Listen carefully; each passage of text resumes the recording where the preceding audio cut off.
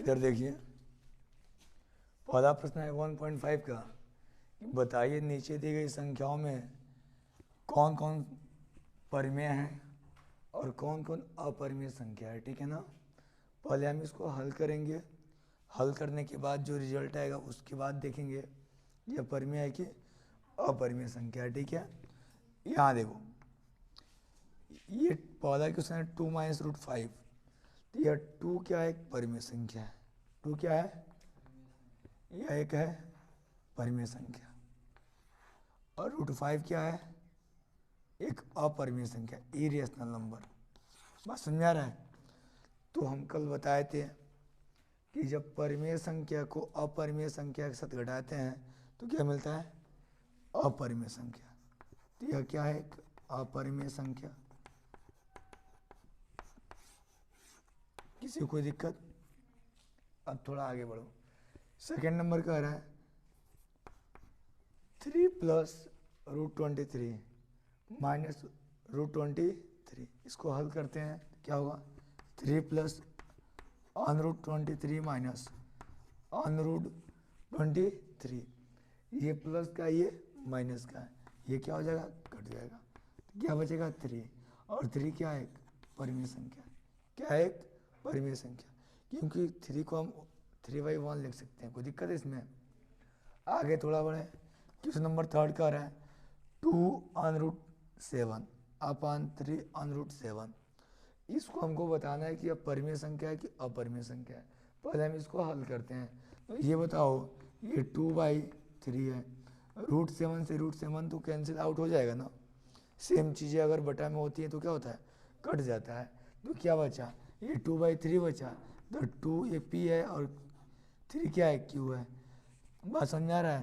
तो ये p/q के रूप का है, साथ ही साथ p व q जो है वह एक पूर्णांक भी है और q 0 नहीं है, यानी कि यह एक परिमेय संख्या है। तो यह क्या होगा, एक परिमेय संख्या। क्या होगा, यह एक परिमेय संख्या। नेक्स्ट क्वेश्चन दिया है 1/√2। ये बताओ, ये 1 क्या है, परिमेय संख्या है, और √2 क्या है, अपरिमेय संख्या। तो कभी भी परिमेय संख्या में अपरिमेय संख्या से भाग देते हैं तो क्या रिजल्ट आता है, अपरिमेय संख्या। इसको हम पिछले क्लास में बता चुके हैं। ठीक है ना, कि कभी भी परिमेय संख्या में अपरिमेय संख्या से डिवाइड करते हैं तो उसका रिजल्ट हमेशा क्या आता है, एक अपरिमेय इरेशनल नंबर ही आता है। नेक्स्ट क्वेश्चन क्या है, 2π। आप जानते हो 2 क्या है, एक परिमेय संख्या, और पाई क्या है, एक अपरिमेय संख्या। हम पिछले क्लास में इसको अच्छे से डिस्कस किए थे कि पाई क्यों एक अपरिमेय संख्या होता है। तो कभी भी परिमेय संख्या को अपरिमेय संख्या के साथ गुणा करोगे उसका रिजल्ट क्या आएगा, अपरिमेय संख्या। क्या आएगा, अपरिमेय संख्या। बात समझ में आई। नेक्स्ट क्वेश्चन क्या कर रहा है कि निम्नलिखित व्यंजकों में से प्रत्येक व्यंजक को सरल कीजिए। जो नीचे व्यंजक दिया गया इसको हल करना है हमको। अब देखो कैसे हल करते हैं। पहला क्वेश्चन दिया है 3 + √3 × 2 + √2, यानी कि हमको 3 + √3 से 2 + √2 में गुणा कर देना है। ठीक है ना। अब देखो, गुणा चाहे इससे इसमें करो या इससे इसमें करो, मान तो बराबर ही होने वाला है ना। बात समझ में आ रहा है। अब देखो यहाँ पर हम थ्री + √3 से हम 2 + √2 में गुणा करते हैं तो ये क्या होगा, 3 × 2 + √2, कोई दिक्कत, प्लस √3 × 2 + √2।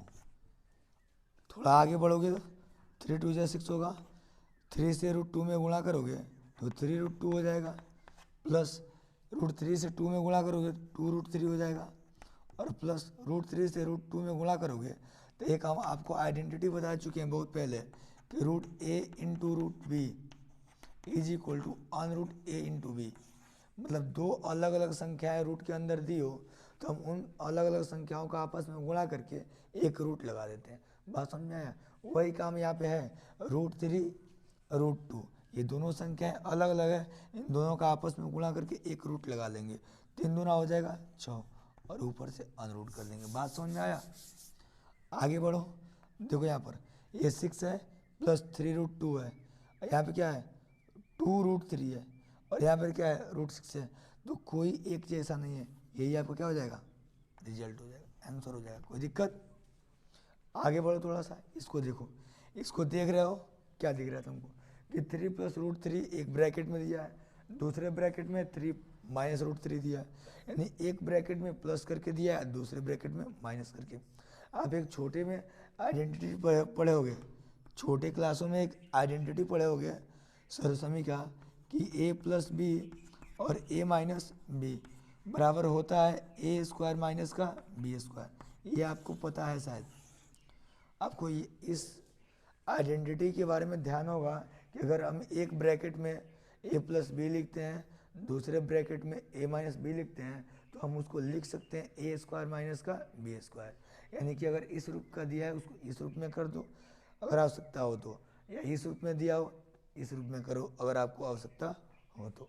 देखो यहाँ पर इस रूप में दे रखा है, हम इसको इस रूप में करेंगे तो क्या होगा, a बराबर क्या है 3, तो 3 का स्क्वायर, माइनस b बराबर क्या है √3, तो √3 का स्क्वायर। किसी कोई दिक्कत नहीं। अब 3 का स्क्वायर का मतलब 3 × 3, तो 3 3 के 9, √3 का स्क्वायर का मतलब √3 × √3। और कल इस पर हम बेसिक चर्चा किए थे, ठीक है ना, कि कैसे √3 में √3 से गुणा करते हैं तो 3 होता है, √2 में √2 से गुणा करते हैं तो 2 होता है। इस पर हम लोग पिछले क्लास में चर्चा कर चुके हैं, ठीक है ना, उसको देखिए समझ में आएगा। तो स्क्वायर से रूट कट जाएगा तो क्या बचेगा 3, ये कितना हो जाएगा 6। बात समझ में आया कि नहीं आया? ऐसे इसको देखो, ये किसके रूप का है सर, ये a + b और a + b का होल स्क्वायर। ये होता है क्या है a² + 2ab प्लस का b², या ये बोल सकते हो a² प्लस का b² प्लस 2ab, ठीक है ना। प्लस चिन्ह रहता है तो उसको आगे पीछे कहीं भी लिख सकते हो, उसमें कोई दिक्कत नहीं होता है, ठीक है ना। इसलिए कहीं कहीं तुमको देखने को मिलता है कि a² + 2ab, अब बाद में b², कहीं कहीं ऐसे लिखा रहता है कि a² + b² और प्लस 2ab। तो यहाँ पर देखो कुछ भी लिखो मान तो वही आएगा, उत्तर में कोई दिक्कत डिफरेंट नहीं होगा, ठीक है ना। देखो करते हैं, यहाँ पे होता है a + b का होल स्क्वायर, a² + 2ab और प्लस का b², ठीक है। ये क्या हो जाएगा a² मतलब √5 का वर्ग, तो √5 का वर्ग हो गया, प्लस 2 × a मतलब √5, b मतलब √2। बात समझ में आया? और b का मान क्या है √2 का स्क्वायर। कोई दिक्कत? अभी आपने देखा यहाँ पर वैसे ही स्क्वायर से रूट कट जाए तो कितना बचेगा 5। यहाँ देखो √a × √b, अलग अलग संख्याएं जब रूट के अंदर हो तो उन संख्याओं का आपस में गुणा करके एक रूट लगा देते हैं। कोई दिक्कत? यहाँ देखो ये 2 तो वैसे ही रहेगा और 5 2 जा 10, √10 हो गया। ये √2 का स्क्वायर करेंगे तो कितना होगा 2। कोई दिक्कत है इसमें?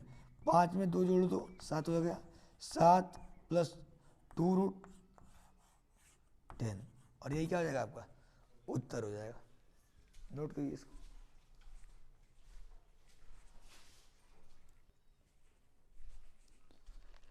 अगला क्वेश्चन दिया है √5 - √2 × √5 + √2, ठीक है।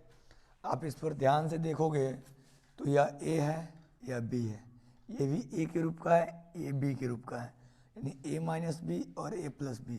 तो आपको एक याद होगा फार्मूला कि अगर एक कोष्ठक में a - b हो और दूसरे कोष्ठक में a + b हो तो हम उसको लिखते हैं a² माइनस का b²। तो यहाँ देखो हम इसको लिखेंगे क्या, √5 का स्क्वायर a² और √2 का स्क्वायर b²। √5 का अगर स्क्वायर करेंगे तो 5 हो जाएगा, √2 का स्क्वायर करेंगे क्या होगा 2 हो जाएगा। कितना आ गया? कोई दिक्कत है इसमें?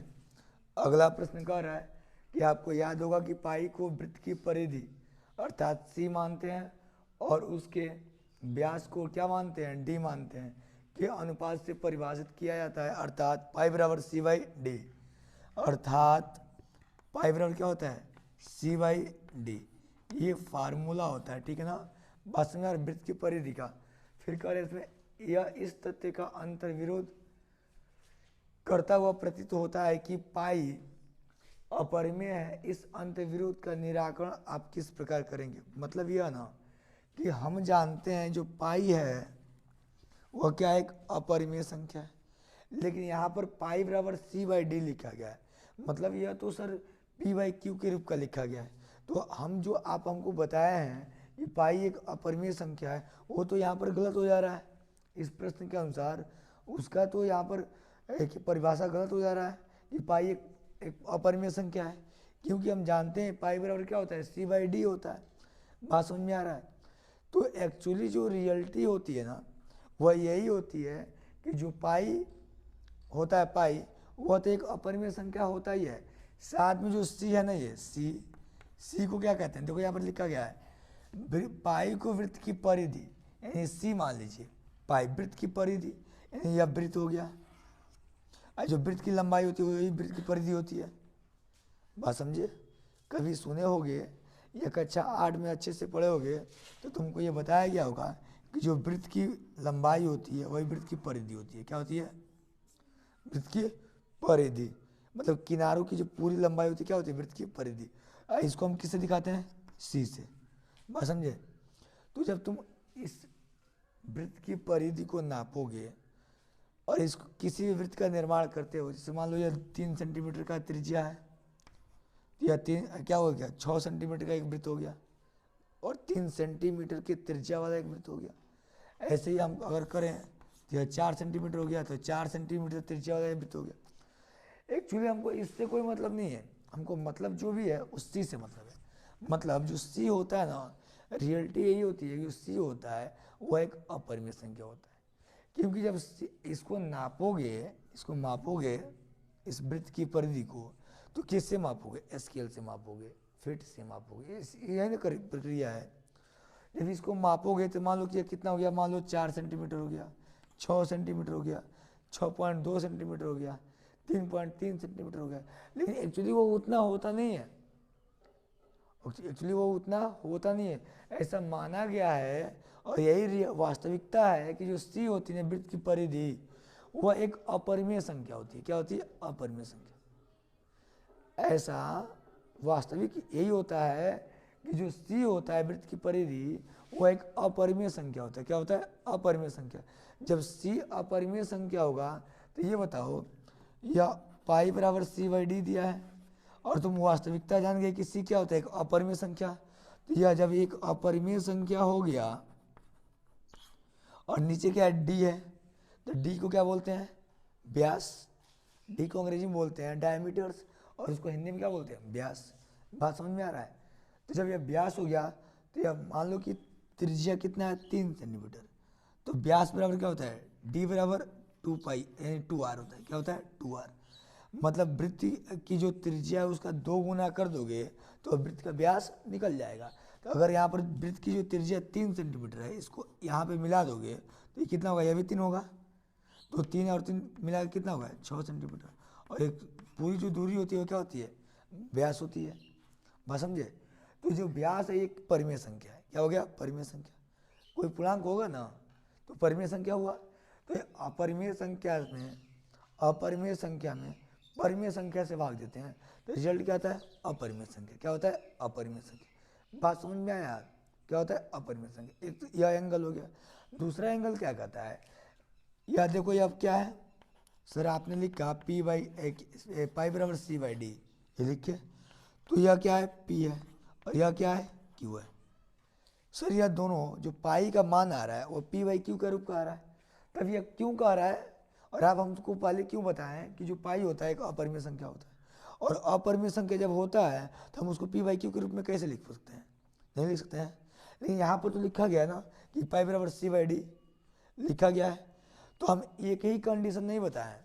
परिमेय संख्या होने का सिर्फ एक ही शर्त नहीं होता है कि वह P/Q का रूप का हो, साथ ही साथ उसके 2 और कंडीशंस होते हैं। कौन? P व Q दोनों पूर्णांक होना चाहिए, और साथ ही साथ जो Q होना चाहिए वो क्या होना चाहिए? 0 के बराबर नहीं होना चाहिए। बात समझ में आ रहा है सर? आ रहा है नहीं आ रहा है? जब ये सारे कंडीशन को फॉलो करेगा तब यह एक परिमेय संख्या होगा, अन्यथा एक परिमेय संख्या नहीं होगा। बात समझ में आ रहा है? तो यह P/Q के रूप का तो है, समझ में आ रहा है? लेकिन यह P और Q पूर्णांक है, पूर्णांक भी होगा, लेकिन Q 0 के बराबर नहीं है तो Q 0 के बराबर भी नहीं है।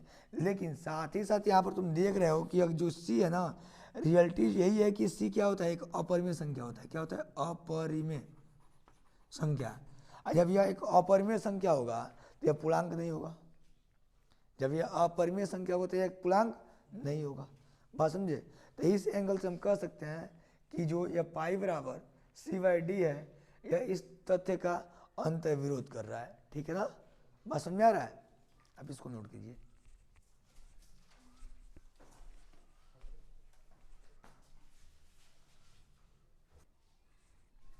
इधर देखिए, अगला क्वेश्चन है क्वेश्चन नंबर 4, संख्या रेखा पर √9.3 को निरूपित कीजिए। ठीक है ना? मतलब एक संख्या रेखा हमको दिखाना है और उस पर √9.3 को दिखा देना है। ठीक है, आइए देखते हैं इसको।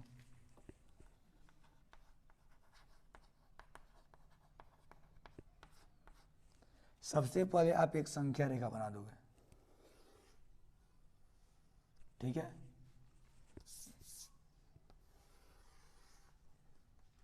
हो गया। और वह संख्या रेखा कितने सेंटीमीटर की होनी चाहिए? 9.3 सेंटीमीटर का। बात समझ में आया? सबसे पहले आप एक लाइन खींचोगे, संख्या रेखा बनाओगे, कितने सेंटीमीटर का? 9.3 सेंटीमीटर का। ठीक है, ध्यान देखो।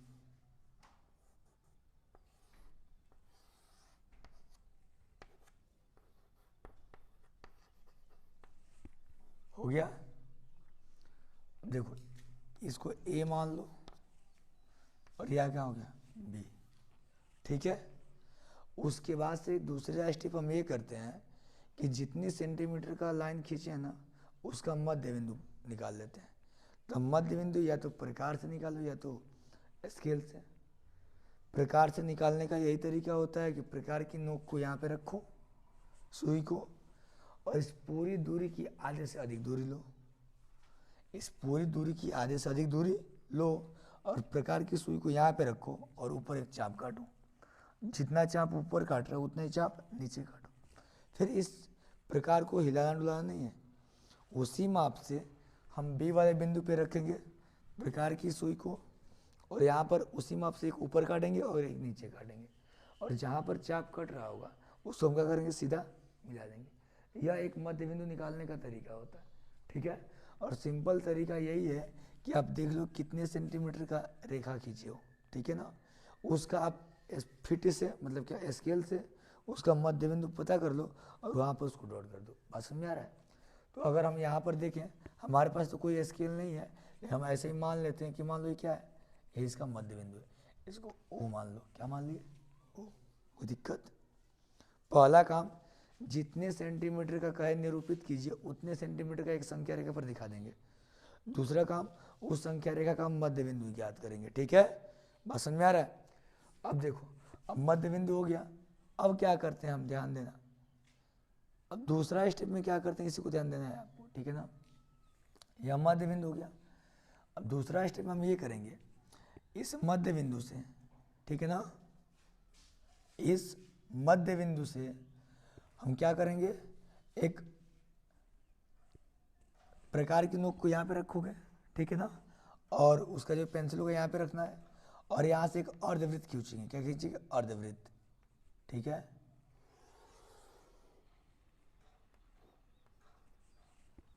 बात समझ आया? यह क्या होगा? एक अर्धवृत्त हो गया। ठीक है ना? अब अर्धवृत्त खींच दिए। अब देखो, यहाँ जो मध्य बिंदु है ना, मध्य बिंदु से हम 1 सेंटीमीटर की दूरी पर, मध्य बिंदु से 1 सेंटीमीटर की दूरी पर हम एक पॉइंट नोट करेंगे। जैसे मान लो यहाँ से 1 सेंटीमीटर यहाँ हो गया। कोई दिक्कत है? हाँ, अब जब ये 1 सेंटीमीटर पर खींच दिए, अब यहाँ पर क्या करेंगे? एक लंब डालेंगे।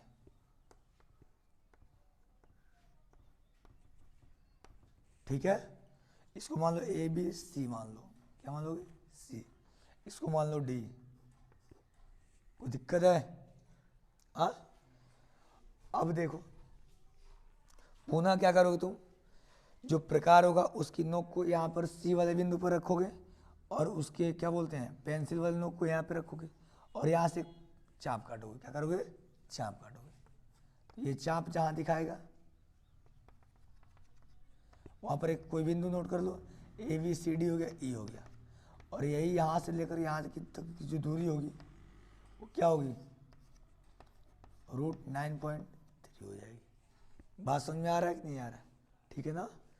ये भी √9.3 होगा, लेकिन हम इसको इस पर थोड़ी दिखाना है हमको तो संख्या रेखा पर निरूपित करना है ना। तो ये संख्या रेखा पर निरूपित हो गया।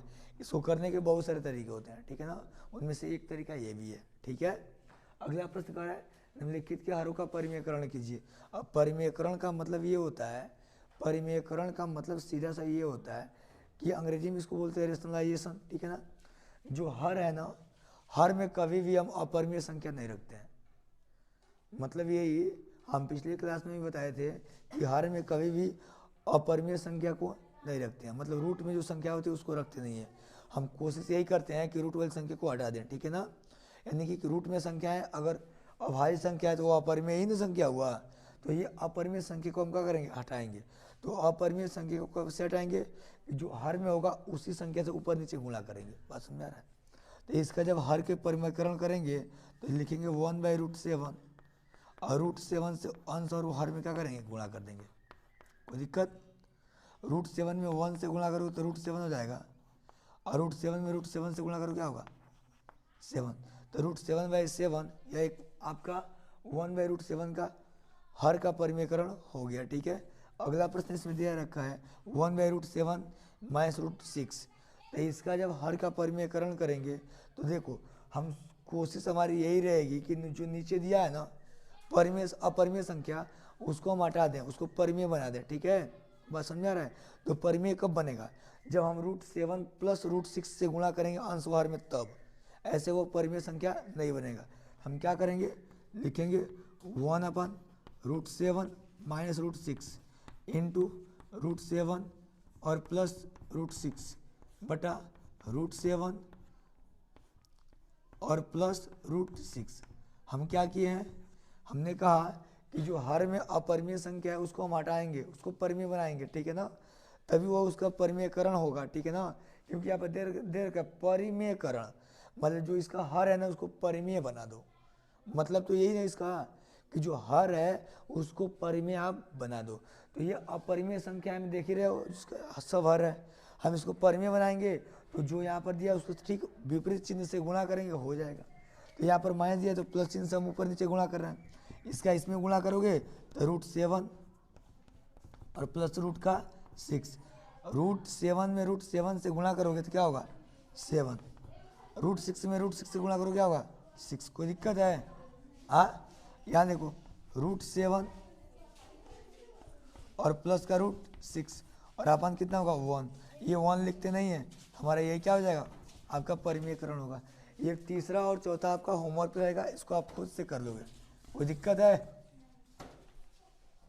नोट करो।